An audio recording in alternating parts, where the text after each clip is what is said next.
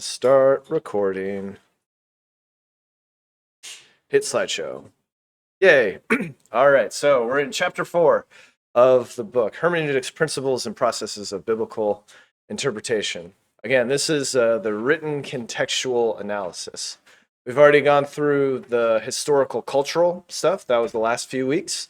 And now we're looking at the written contextual analysis. Like I said before I hit record, this is what you typically hear preachers say from the pulpit: context, context, context. And what they mean usually is something in what we're going to be talking about today and in the coming weeks, where there's a context of the passage. And depending on how big the passage is that you're looking at, you might be just looking at one verse. Like we just did 2 verses for Verse Alert. If that was the thing that you're trying to understand, you would want to understand the things that come before it and the things that come after it to understand what you're looking at here. And so if you remember many, many moons ago, before we started getting into the hermeneutics book, I was going over certain verses that get pulled out of context, right? A lot of times you'll see them on bumper stickers or stickers on coffee mugs or that kind of stuff, where it's like, is that what that really means? Like, I don't know. And then you go look at the original context. Like the classic example is, what is it? Isaiah 29:11, right? I have plans only for your good. I'm paraphrasing. This is terrible. Like, I'm not quoting it right. But it's like, it's basically this really hopeful message from God. And, it gets put on a coffee mug and you're like, yeah, God has only plans for good for me. Only good for me. Only good for me. And then the coffee runs out. Exactly. And you're like, I thought God only had plans for good. Only good. It's like, well, that's within Isaiah, which is within, and then within Isaiah, that's an actual letter written to the people that are, or is it it's Jeremiah. Yeah, that's right. Jeremiah 29:11. Yeah, within the context, it's a letter written to the people in Jerusalem, telling them, yeah, this is terrible, but there's going to be something that good, like God's not done with you yet. This is terrible because of sin, but there's going to be more after that, and he has plans for good, even though the complete destruction of Jerusalem and the temple and everything is really awful right now. Like, I'm still working things out. It's okay. Or, well, it'll be okay. There's hope. It's not just utter destruction and nothing left. There are plans for good. But that's written to a very specific people, like a letter to a specific people at a specific time in a specific place. That promise isn't for you.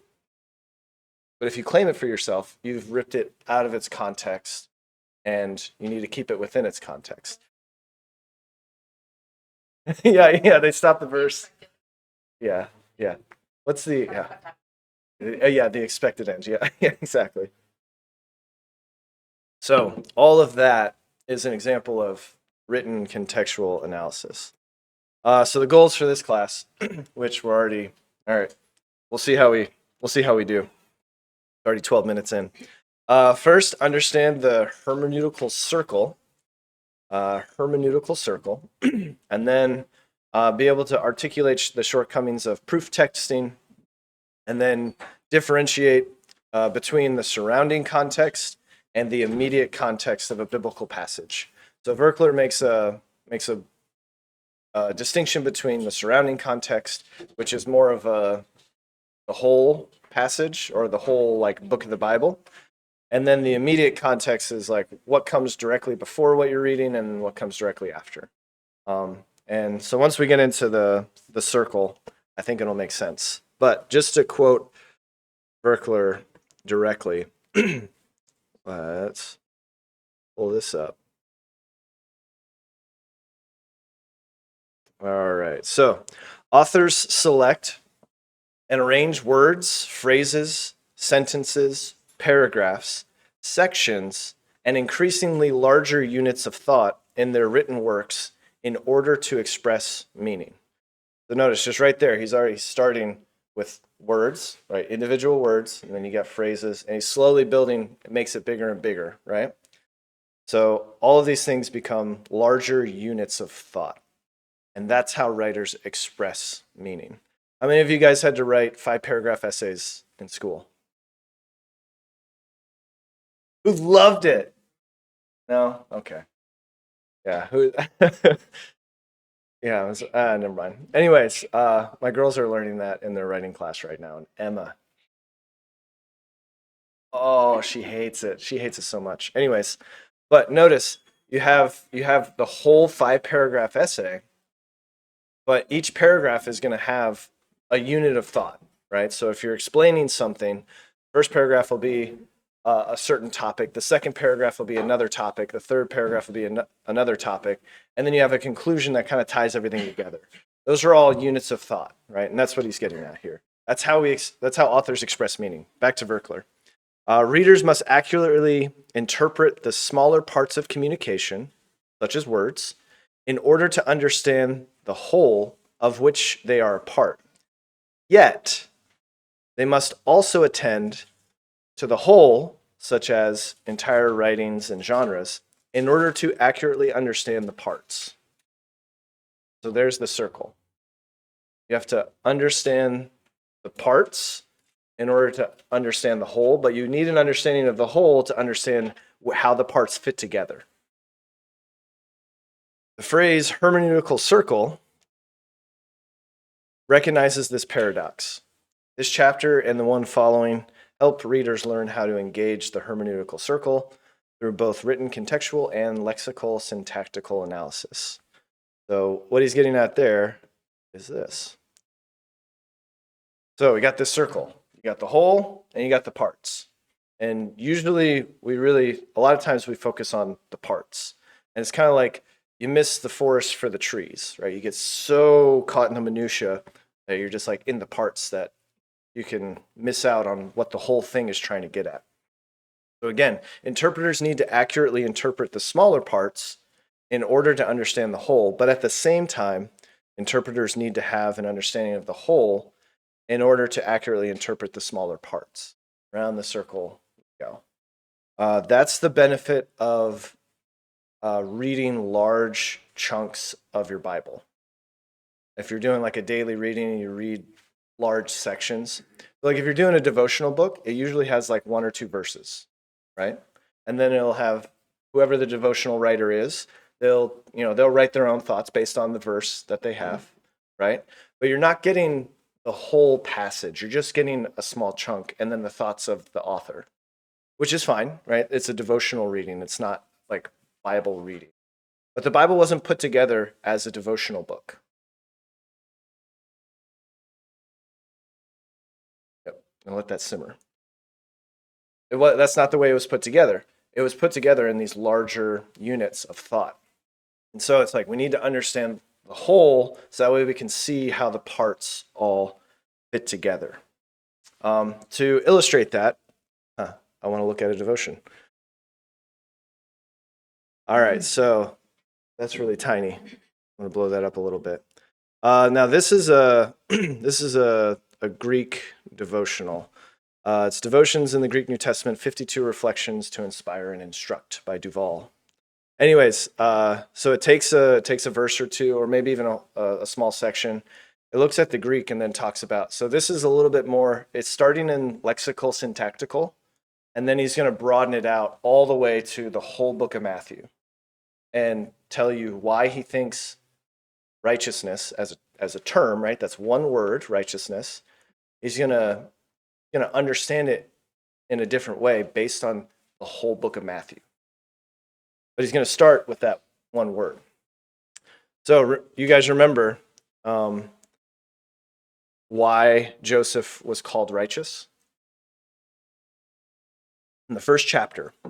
What's the first chapter of Matthew talking about?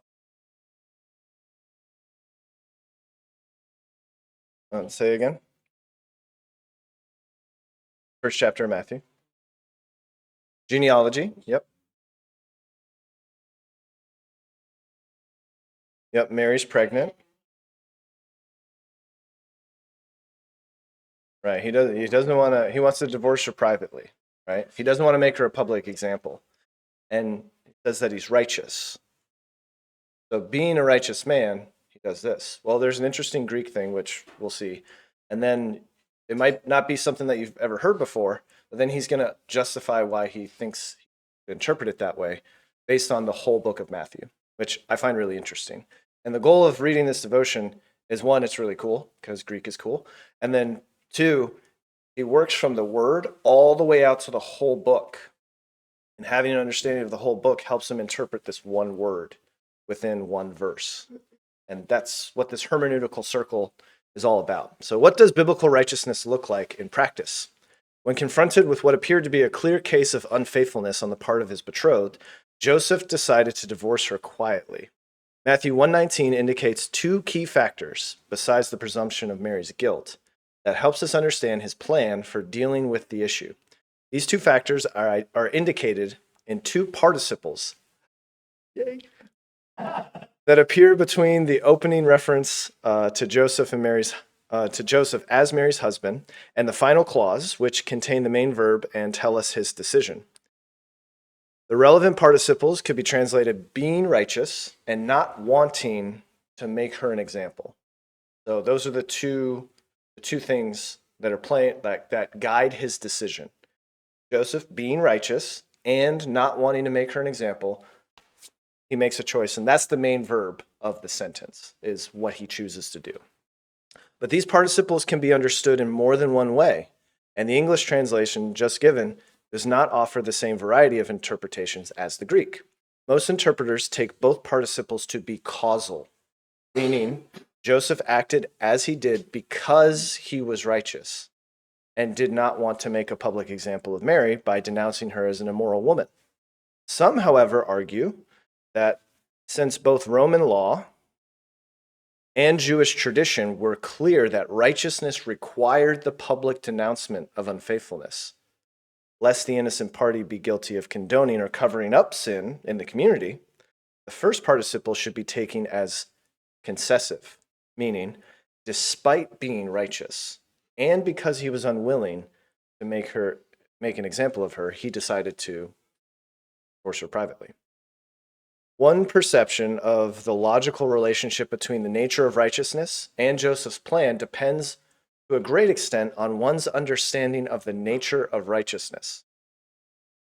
While it's true that Roman and Jewish legal traditions require the exposure of sexual unfaithfulness, the text clearly presents Joseph as righteous and unwilling to subject Mary to public denouncement.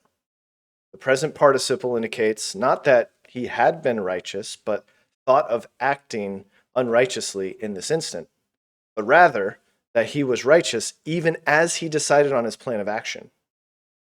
So the only question is whether his decision was unexpected in the light of his righteousness, and if that's the case, then it's taken as concessive. And what that means is, in spite of being righteous, he chose to do something that would be deemed unrighteous in Roman law and Jewish tradition.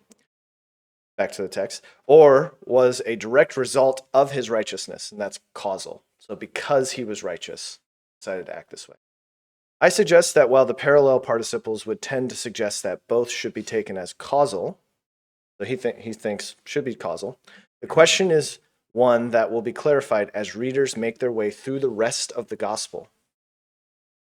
The Gospel of Matthew seeks to transform our understanding of the true nature of righteousness in light of its redefinition by Jesus and by Matthew's telling of his story.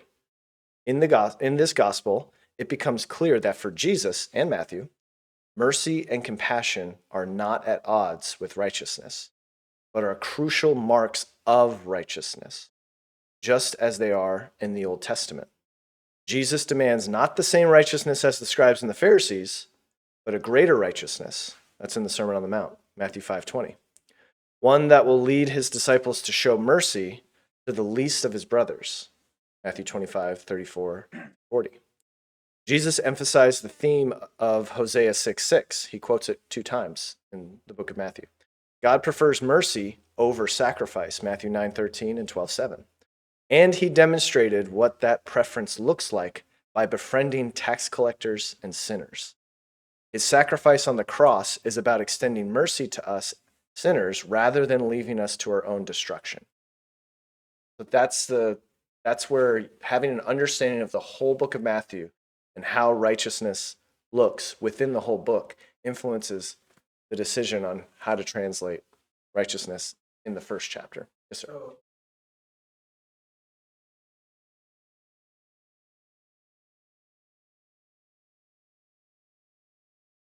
So we're going to talk about that. Yeah, but it's like the next slide. So, but this is, I love this devotion. I've read it to my girls, and anyways, it's actually right. Mm-hmm. Uh, oh, okay, gotcha. No, I bought this. I think it was for Christmas a few years ago or something. By the time we finish Matthew's gospel, it is clear that even if Joseph's plan seemed unexpected according to traditional perceptions of righteousness, so right there, I'm going to break in. He's appealing to the historical cultural context. See that? There's a historical cultural context in which Joseph and Mary live, where there's Roman law and Jewish tradition concerning unfaithfulness. What would be expected in that cultural historical context? To be denounced and publicly exposed for unfaithfulness. That's what's expected. And if you're a righteous person, that's what you ought to do. If you don't do that, then you're demonstrating your unrighteousness because you're letting that kind of sin be in the community without exposing it. And you're okay with it. That's kind of the idea. However, as you read, as this guy argues, as you read through the rest of Matthew, showing mercy isn't at odds with true righteousness. And Jesus demonstrates that by dying on a cross for all sinners. So, by the time we finish Matthew's gospel, it's clear that even if Joseph's plan seemed unexpected, according to traditional perceptions of righteousness, it was what one would expect in light of the transformed understanding of righteousness taught and modeled by Jesus himself. It was the kind of righteousness that led Joseph to think and act as he did. Roy Kaimpa. I don't know how to pronounce his name. So the reason I wanted to read that and have you guys think about it is because he works from one word, righteousness, and then goes all the way out to the whole book of Matthew to see what that one word means within the context of the whole book. So you'd have to know, or at least have read through the entire book of Matthew to know how that one word is being used within the whole book. That's the surrounding context. So again, to go back to our slides, you have the whole and you have the parts. And having an understanding of the whole will help you understand the parts. But you also need to spend time looking at the parts so that way see how it influences the whole. So Verkler has two main things that he uses to describe it. You have the surrounding context and then the immediate context. So for him, the surrounding context is the contents and arrangements of the entire biblical book in which our text, where our passage is. And it's the relation between paragraphs and larger passages to each other within a biblical book. So it's not just a single verse or a couple of verses. We're talking about whole paragraphs and how those whole paragraphs relate to other paragraphs around it. And then how maybe this group of paragraphs make an entire discourse that Jesus gives, like the Sermon on the Mount, for example, right? If you just think of an outline of the book of Matthew, you have his birth narrative, so you have his genealogy, you have his birth narrative, that's like all chapter 1 into chapter 2, and then he starts his ministry. Well, no, he goes and sees John the Baptist in chapter 3, right? Gets baptized, this is my beloved son in whom I'm well pleased. Then he's driven into the desert, and he's tempted in the desert in chapter 4. And then halfway through chapter 4, you have the start of his ministry. And he starts healing people, and he's becoming very popular. And he's casting out demons, he's healing people, and it's all around the Sea of Galilee. And right when you start seeing his ministry starting to take off, you have this huge section of a discourse, and it's the Sermon on the Mount. And it's just this, like, if you have the red letter edition, it's a big chunk of red, right? lots and lots of things that Jesus is teaching. And then once he's done with that discourse, it goes right back into stories of things that he's doing in his ministry. And then there'll be another big chunk of discourse where he's like, man, because you have Matthew 5 through 7, which is Sermon on the Mount. And then you have 8 through, I think it's 10, where he's doing different ministry things. And then he's like, I need help in this ministry. And he calls his disciples and he tells them to go out and to do the same things that he's doing, right? And then they come back and they start talking about it. And he has this really long discourse about what they're doing and what he's about. And then it's like another, like, more stories, and then another long So if you have an understanding of the outline of the book of Matthew, you can kind of see where your passage is within the broader context. All of those are big chunks that you want to see how they fit together in relation to each other, and then how your passage fits within those bigger chunks. Those bigger chunks are the surrounding context. Just think of the whole book. That's kind of what you should be thinking of. When Verkler says surrounding context, think big chunks. Immediate context is what comes right before or after what you're looking at. And usually that's what we're looking at. Or if like pastor's up there preaching and he wants to like talk about one verse, and he's like, no, we're going to go up to verse 12 and then get down to 16. Like, I want to talk about 16, but we're going to go back up to verse 12 and then lead up to verse 16. That's the immediate context. What he's doing there is he's going, I don't want to just pull this out and maybe give you the wrong idea about what this means. I want you to see it within its immediate context. So then when I say what I say about that verse, it'll fit and it'll make sense. That's the immediate context. And then same with coming after. Woo. Good stuff. All right, proof texting. This is when you pull a passage out of its written context in an effort to lend credence to a particular belief or practice. And it doesn't happen all the time, but it can tend to happen more so with systematic theologies. And so if you remember way back in like the first class, when there's all these different areas of study in the Bible, one of them is systematic theologies. And what systematic theology does is it has topics. So like angelology. What does the Bible say about angels? And then you get all of this discussion about angels and all of the verses about angels in the Bible. And it's like, cool, that's really cool. It's a good resource because it like has it, that whole topic is discussed right here. One of the pitfalls of doing it that way is you take those verses out of their written context of the larger chunks, and you might end up saying something that maybe the Bible isn't trying to say because it's out of that written context, even though it's within this systematic topical context or that person put in. So understanding the surrounding context and the immediate context will help you to avoid proof texting. Almost any time someone goes, they say, let's say they state a belief and then they just like throw out a verse. I usually go, let me look that up. Because they could be using it correctly, or they could be proof texting and using it incorrectly. It just depends on if it fits within its original context of the writing. So, how are we supposed to do this? What steps are we supposed to take? Verkler has two steps, and we're going to look at the first one kind of. First is understanding the surrounding context. So again, surrounding context, he's starting with the whole. And just by the way that he orders it in his book, Verkler wants you to start from the general, so understand the whole, and then work down to the specific parts. So first, understanding the surrounding context, identify the literary form or the genre in which you're reading. So these are three general examples of literary form or genre. Apocalyptic literature. What would be examples of apocalyptic literature? Revelation, Daniel, Isaiah. Say again? Parts of Ezekiel, yeah, definitely. And even in Isaiah, parts of Ezekiel, even Daniel. There's historical narrative, and then there's parts that are apocalyptic literature, and it can go back and forth. So it might not be the entire book, but it's like Daniel has a lot in there that's apocalyptic literature. Apocalyptic literature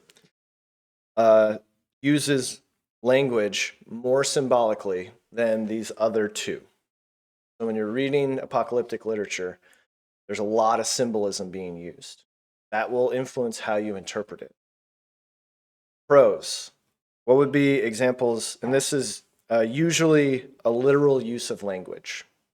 What would be examples of prose? Genesis, yep. Historical narrative. Say again. The Gospels, yep. Good examples. What about the boring historical books? First and Second Kings, First and Second Chronicles. Okay, this king did what was right in the eyes of the Lord. Detail, detail, detail. Next king, right? It's like, okay, yeah. There's, I don't know, if you read through that, there's some real gems in there. You can, oh man, it's really cool. But that's prose, right? It's just literal, usually historical narrative. It's just going through it just like you would read, like a history or something like that. All right, poetry. Usually figurative use of language. There's literal as well, but with poetry, it's usually a little bit more figurative. What would be examples of that? Job, Psalms. Song of Solomon. Yeah, Song of Solomon. That's right. That's the Song of Songs. The best one. Solomon wrote a lot of songs. I think he wrote like 3,000, if I'm not mistaken. He's like, yo, this is the top right here. Woo, husband and wife. So the wisdom literature predominantly is poetry. But there are sections of historical narrative. So a good example of that.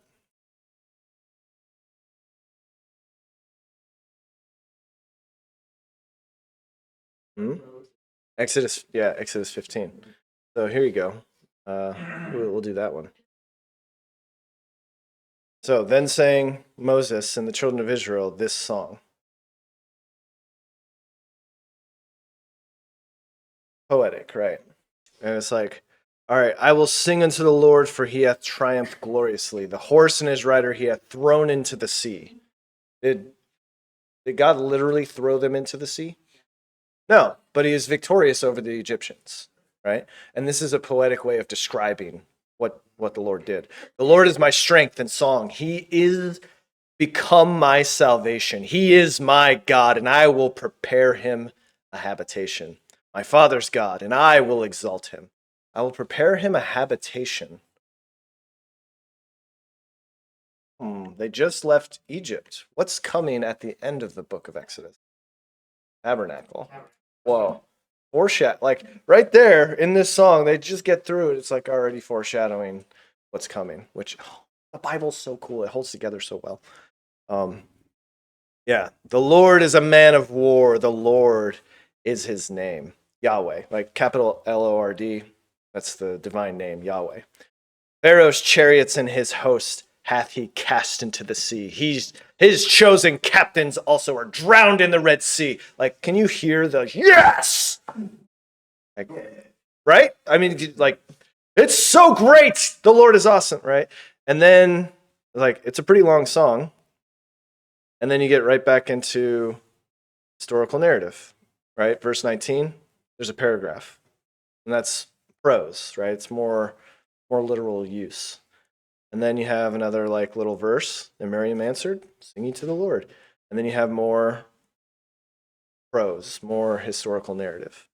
So it can be within, it's not like, okay, only this is what it is.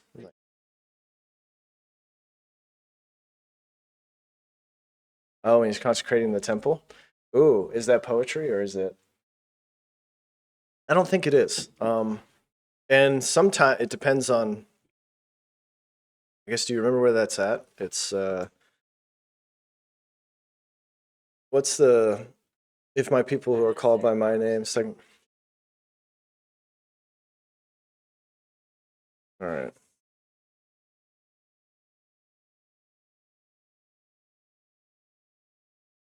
Looks like it's in chapter 6.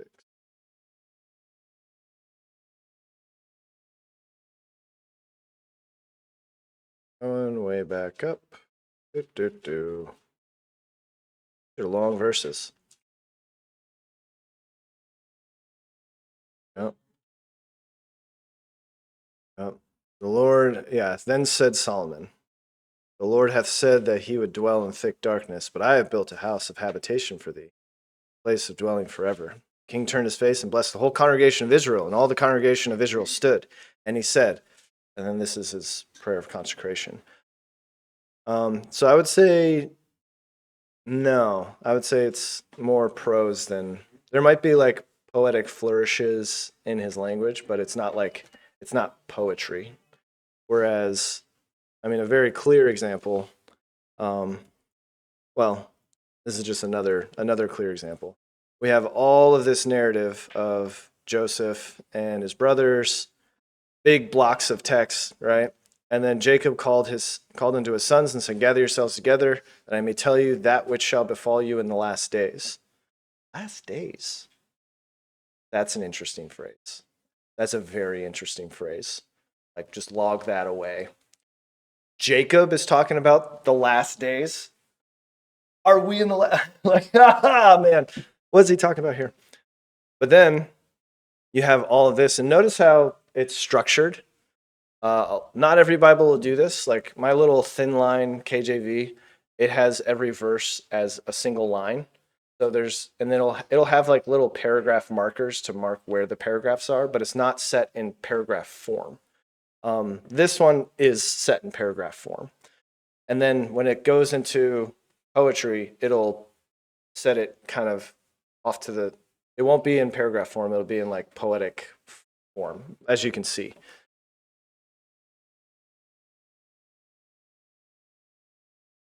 Almost entirely for the book of Job. Mhm. Yeah, yeah. Behemoth and Leviathan and then other animals, right? Well, so poetry does describe real things. It just does it in a figurative way. So just because it's using poetry doesn't mean that it's not talking about real things. It's just doing it in a poetic way. Using Mhm. And with Hebrew, it's imagery as well. Right. hmm But then Hebrew poetry is different than our English poetry, where you know where we rhyme words, we rhyme sounds. Um, yeah, but in Hebrew poetry, they rhyme ideas. Yeah. So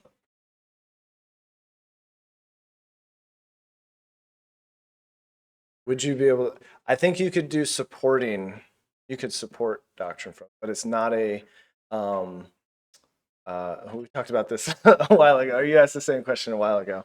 I would say that it's not the same as a propositional statement about a doctrine. So the way Paul would uh, describe the preeminence of Christ in Colossians, right, is going to be different than maybe a foreshadowing of the preeminence of Christ in a psalm, in a messianic psalm. It's going to be different. It's going to be phrased different, and the kind of literature that it is, either being prose in Colossians or poetry in a messianic psalm, you're going to interpret those a little bit differently, but they're both pointing to the same idea in a different way. They're either using figurative language or more literal language. But just so you can see that in some Bibles it'll have it broken out into a different way of looking at it. Like Geneva Bible has it just the verses. It's just like each individual verse. But it also has these little paragraph markers to tell you where where the different units of thought are. I have a bunch of examples. However, first thing already went off. So all of that was to talk about the different understanding the surrounding context. You want to identify the literary form and the kind of language that's being used. Just a little note about poetry. Well, first, a couple of Psalms, Ecclesiastes, Job, right? The Lord's Prayer in the Sermon on the Mount. It's poetic. Yeah. Anyways, I was trying to think of a New Testament example, and there's not too many New Testament examples of poetry. Not that many. But the Old Testament, a third of it is poetry.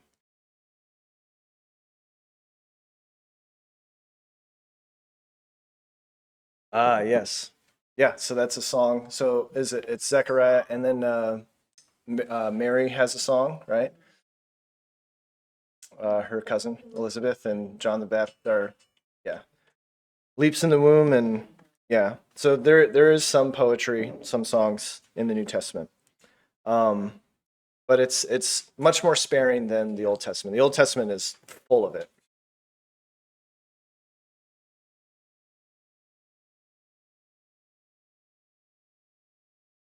So of the Bible. Oh, okay. So yeah, so this is where you'd want to know the entire. It's called the meta narrative of Scripture, right? And there are different ways to describe it. If you guys remember last year in Vacation Bible School, it was like the seven C's. That's a way of describing the meta narrative of the Bible, right? Creation, corruption. I'm not going to remember all seven. But it's like you have creation and then Christ. There it is. That's it. See, that guy was paying attention last year. He knows the song, is what it is. He remembers the song. But that's a way of describing the whole message of the Bible, right? Now, where you fit within that, right? It could be before the cross or after the cross. And that makes a pretty big difference depending on, where your passage is found. But I mean, the end of the story is the hero slays the dragon and gets the girl. That's what happens. Jesus slays the dragon and he gets his bride. Like that's the overarching meta narrative. But there's a lot that happens in between. And it's like, but where and when does it happen? And how will that influence how we understand it? That's what it's getting at. But having that overall meta narrative is important for the parts in the whole. All right, yeah, we got